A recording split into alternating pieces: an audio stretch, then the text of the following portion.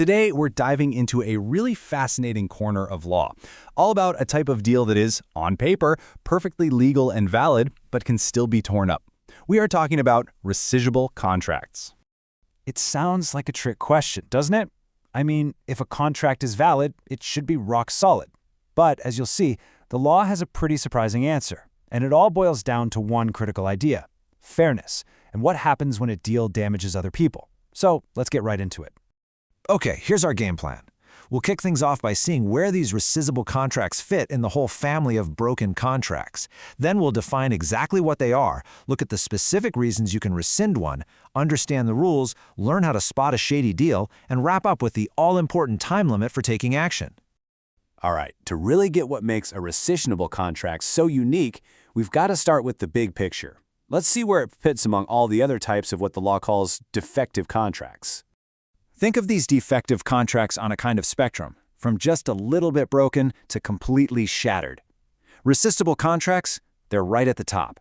They're actually valid until a court says otherwise. Moving down the list, you get voidable contracts, then unenforceable ones, and at the very bottom you have void contracts, which are basically legal ghosts. They never had any effect at all. But our focus today is right there at the top, with the most valid of the bunch.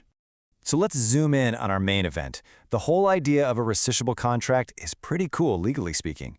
It's a deal that looks perfectly fine on the surface, but it's got this hidden flaw. Not in how it was made, but in the damage it causes. And here we have it, the core idea. A rescissible contract has all the right ingredients: consent, object, cause, the whole shebang. The problem isn't inside the contract itself, it's an external one. The contract, while perfectly valid, ends up causing serious financial harm to someone who wasn't even part of the deal. And the law steps in with this remedy to make sure fairness wins out. Now, to make this super clear, let's use a simple story. We're going to follow three people through this whole explainer. A is our debtor, B is the creditor, and C is a third-party buyer. So here's the setup. A owes B $1 million pesos, but A doesn't want to pay.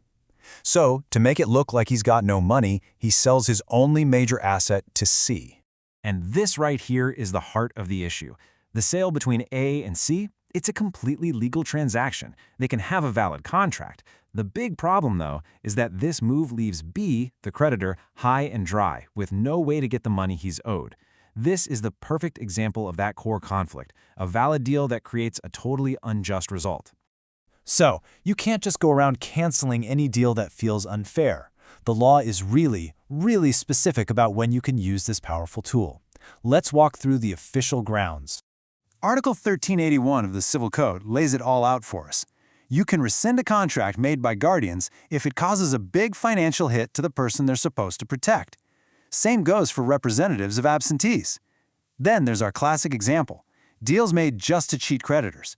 And another big one is when someone sells property that's already part of a lawsuit without getting the court's okay. In each of these cases, the law is stepping in to protect someone vulnerable. Now, let's look closer at that first point. The law gets super precise here. For deals made by guardians or representatives, the economic damage, or what the law calls lesion, has to be more than 1/4 of the property's value. So, if a guardian sells a kid's 1 million peso property for, say, 700,000 pesos, that's more than a 25% loss. And you know what? That deal is rescissible. And get this, it's not just about selling things. Even making a payment can be rescinded. Imagine our debtor A is insolvent, meaning he can't pay all his debts. If he decides to pay off a loan that isn't due for another year, while completely ignoring another creditor whose payment is due today, that early payment can actually be clawed back. Why? Because it unfairly plays favorites among his creditors. Okay, so let's say you have a good reason to rescind a contract. What happens next? Well, it's not a simple undo button. There's some really important rules and consequences you need to know about. This is absolutely crucial. Rescission is what's known as a subsidiary action. That's just a fancy way of saying it is the absolute last resort. Before our creditor B can even think about rescinding the sale between A and C, he has to prove that he's tried every other legal way to get his money back and has come up empty. You can't just jump to it. And another thing, the law doesn't use a sledgehammer when a small tap will do. Rescission is only used just enough to fix the problem. So if our debtor A sells a 2 million peso property to dodge a 500,000 peso debt, the court isn't going to cancel the entire 2 million peso sale. Nope. It will only rescind it up to the amount of the debt, 500,000 pesos. just enough to make the creditor whole. So when a contract is rescinded, the goal is basically to turn back the clock. Everyone has to give back what they got. That means the property and any income from it goes back one way, and the money plus interest goes back the other. But, and this is a huge but, if the property has already been sold to an innocent buyer, someone who had no idea about the fraud, you can't get the property back from them. At that point, your only option is to sue the person who caused the problem in the first place for money. A huge part of this is proving that a deal was made to cheat creditors. But how can a court know what was secretly in someone's mind? Well, it doesn't have to guess. The law gives us some big legal red flags, or presumptions of fraud, that are incredibly helpful. The law automatically gets suspicious in two main situations.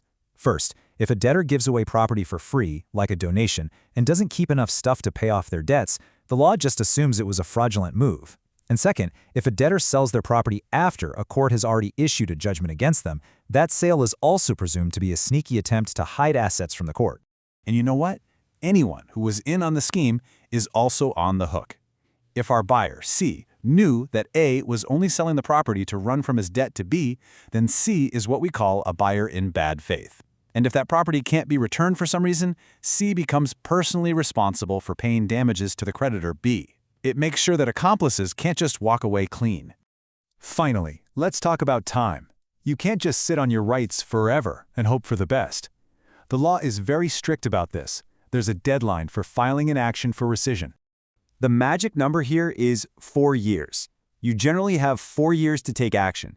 But the really interesting part is when that 4-year clock starts ticking. For most situations, yeah, it starts when the contract was signed. But for minors or people under guardianship, that clock doesn't even start until they're legally adults. And for people who are missing, it only begins once they're found. And that really brings us full circle. This whole concept of rescissible contracts makes us ask a really fundamental question, doesn't it? Is a contract that's technically valid always a fair one?